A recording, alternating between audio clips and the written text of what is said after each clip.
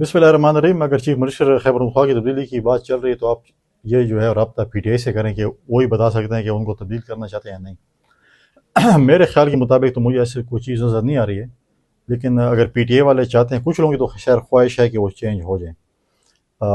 اندر definitely politics ہوتی ہے اور انٹرنل پولیٹکس بھی پارٹیوں کے اندر ہوتی ہیں.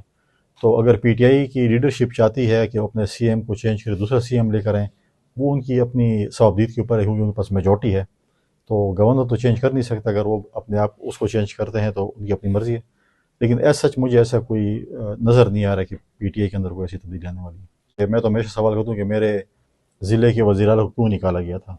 یا تو وہ انکمپیٹنٹ تھے، یا کرپٹ تھے، یا پارٹی کے اندر غداری کی انہوں نے.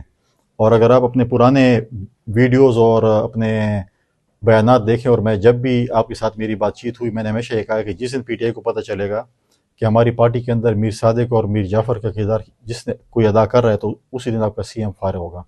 اور آپ دیکھیں کہ جب ان کو پتہ چلا کہ جو ان کا کردار تھا اس کی وجہ سے اس کو فارغ کیا گیا ہے. دوسری بات یہ ہے کہ وہ کبھی خبر لگا لیتے کہ میں ایک پارٹی میں جا رہا ہوں، کبھی کہ دوسری پارٹی میں جا رہا ہوں. اپنی پارٹی کے اندر امپورٹنس کریں. پی ٹی آئی کے بس سے جو شخص اترا ہے وہ دوبارہ اس بس میں نہیں چڑھا ہے.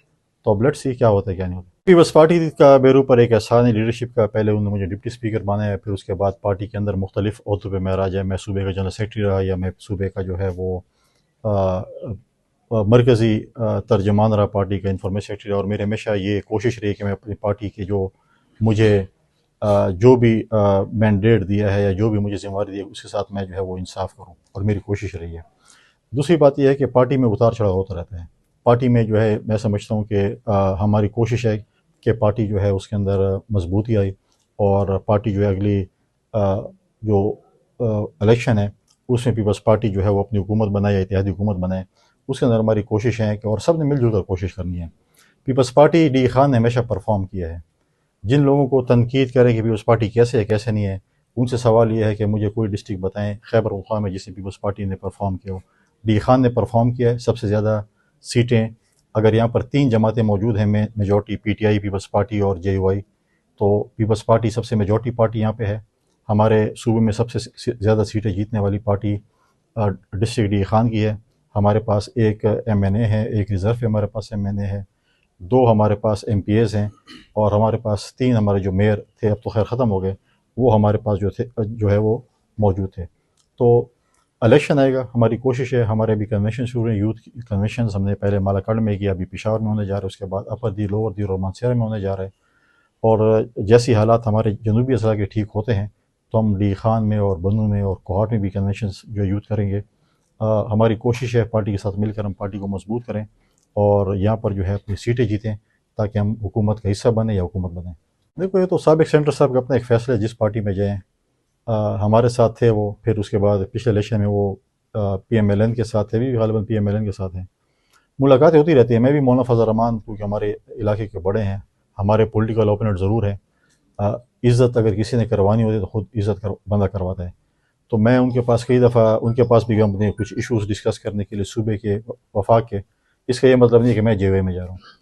تو اگر مولانا صاحب ان سے ملے ہیں، اسد محمود صاحب، تو ان سے پوچھ سکتے ہیں، اسد محمود سے پوچھ سکتے ہیں، اور وقار صاحب کو بتا سکتے ہیں کہ ان کے مستقبل کے ارادے کیا ہیں. پالیٹکس سے ہر کسی کو آزادی ہے. پہلے بھی وقار صاحب یہاں پر الیکشن لڑے ہیں، مولانا صاحب بھی لڑے ہیں، ہم بھی لڑیں، آئندہ بھی لڑتے رہیں گے. ہر کسی لیے میدان آزاد ہے. پچھلی دفعہ 3 سیٹوں پہ لڑیں، اس دفعہ 6 سیٹوں پہ لڑ لیں، کوئی پابندی نہیں. اگر میں 6 پہ لڑوں مجھے کوئی نہیں منع کر سکتا. مولانا صاحب بھی ساری سیٹوں پہ الیکشن لڑتے ہیں. پابندی کسی پہ بھی نہیں ہے، ہر کسی نے اپنا فیصلہ کرنا کوئی آزاد ہے. ڈی خان ایئرپورٹ کا جو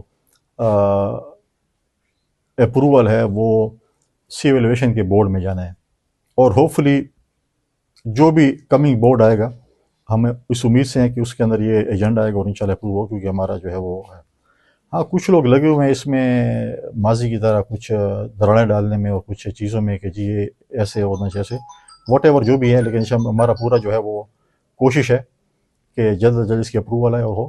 جہاں تک چشمہ لفٹ کی بات ہے، اس میں فیڈرل اور پروونشل گورنمنٹ کا اپنا حصہ ہے، اور اس پہ چیف منسٹر صاحب نے پچھلی دفعہ لیٹر لکھا تھا، اور ہم اس کے بھی ہیں کہ انشاءاللہ تعالیٰ اس کے اوپر جلد از جلد اس کے، کیونکہ ٹینڈرنگ سٹیج پہ پہنچ چکا ہے. تو ہماری کوشش ہے کہ ایک فیز کے بھی ٹینڈر ہو جاتا ہے، کہ ایک بنیاد اس کی رکھ دی جائے تاکہ اس پہ جو ہے وہ آگے جو ہے وہ کام چل سکے. جہاں تک ہمارا ایک اور پروجیکٹ تھا جو کہ اے ڈی بی کے فنڈیڈ تھا، کافی عرصے سے سرد خانے میں تھا، ڈی خان سے لے کے اور کشمور تک ایک ڈوبلائزیشن آف انڈس ہائی وے تھا، تو اس کے ٹینڈرز ہو چکے ہیں. جیسے ہی ٹینڈر تقریباً ایوارڈنگ پروسیس میں تو کانٹریکٹرز میں موبلائز ہوں گے اور اس کے بعد انشاءاللہ اس کے اوپر کام شروع ہوگا.